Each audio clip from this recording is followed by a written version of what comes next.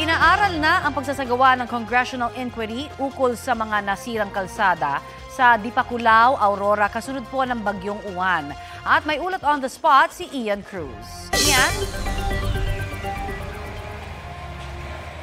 Yes, Connie, depende raw sa pagsisiyasat ng DPWH kung kakailanganin pa nga ang congressional inquiry ukol nga sa nagkadurog-durog na mga bahagi ng kalsada sa National Road.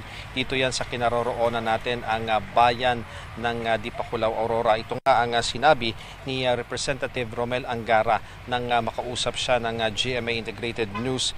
At aniya, magkakaiba naman talaga ang disenyo sa bawat proyekto. Iba raw ang terrain dito sa Dipakulaw na may malalaking bato sa tabi ng dagat, kaya kapag tinangay ng malalaking alon ay nakababasag ito ng kalsada. Pero ibang usapan naman daw kung lalabas na may mali sa pagkakagawa ng highway at hihintayin daw nila ang assessment na gagawin mismo ni DPWH Secretary Vince Dizon. Ang civil engineer, hindi naman daw niya sinasabi na substandard ang proyekto, bagamat sa obserbasyon nga niya ay walang bakal ang proyekto sa gilid mismo ng Pacific Ocean. Sa tanong kung paimbestigahan ba niya ito, mas nakatutok daw siya sa pagbibigay muna ng tulong sa mga nasalantang kababayan.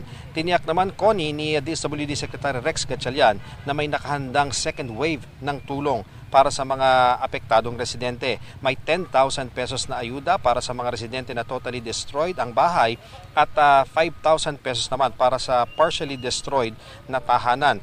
Ayon sa Provincial DSWD, sa initial na bilang 684 ang totally destroyed na bahay at 3,212 naman ang partially destroyed na mga bahay. Walang nasawi sa probinsya pero nasa 30 ang sugatan sa pagdaan nga ng Bagyong Uwan. Kanina, Connie, ay nagpulong-pulong ang mga stakeholders sa Kapitolyo kasama na ang mga kawani ng LGU at ng World Food Program. Nagtungo rin sila sa Gupa Covered Court dito nga sa Dipakulaw para maghatid ng ayuda. So, Connie, hihintayin natin ang gagawing investigasyon dito nga sa mga nasirang kalsada dito sa pagdating ni Secretary Vince Dizon dito sa mga susunod na araw. Yan muna ang latest mula rito sa Aurora. Balik sa iyo, Connie. Maraming salamat, Ian Cruz.